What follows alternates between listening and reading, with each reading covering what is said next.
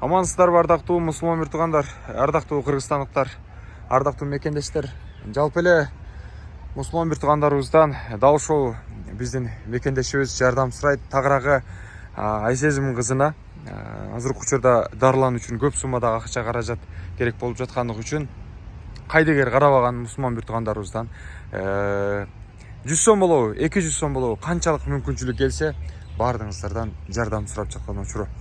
Ноокат районунда азыркы учурда биздин Айсезим деген кызыбыз, Айсезим Нурлан кызы деген 4 жаштагы кызыбыз аккан оорусу менен ооруп жатыптыр. Могул жерде так даректери жазылган. Ал эми кененирээк түшүндүрмө катары бул жакта айышталары, туугандары атайын акча чогултуп кыргыз элинен жардам сурап жаткан учуру.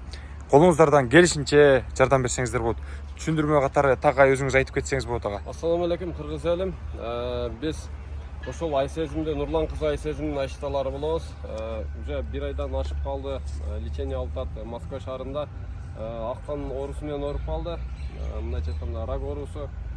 Уже күнүгө ар жума сайын 80 000 рубльдан каражат колдонуп ошондо үкөл алып атат. Ошонун негизинде биз достор ошо чогулуп чыгып Жалал Абадка чейин барып бүгүн элдерден суранып акча айылда өзүбүздүн айылдан акчалар чогулду. Дагы тааныбаган адамдар да полностью акчаларды берип атат. Общий сумма бизге керектелүүчү болгон сумма 2 885 700 реквизиттер боюнча айтып кете турган болсок, Сбербанк и Тинькофф бир эле номерге байланышкан 79 99 989 49 19 Нурланбек А деп чыгат. Ал эми Тинькоффтагы уулу А деп чыгат.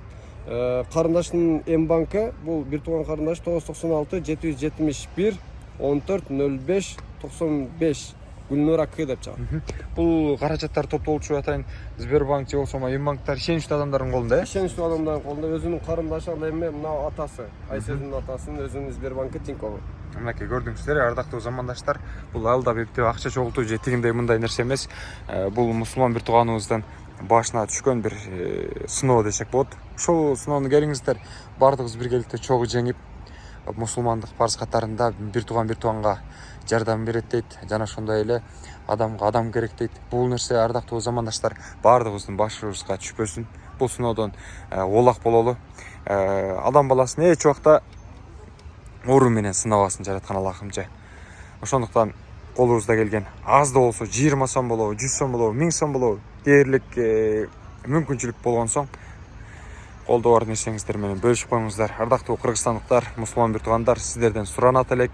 Мен дайыма билесиздер, бул нерселерди көбүнчө чыгара бербейм. Кээ бир учурда туура эмес, кээ бир учурда болсо атайын мошенниктер акча иштеп калышы мүмкүн, тигиндей мындай деп.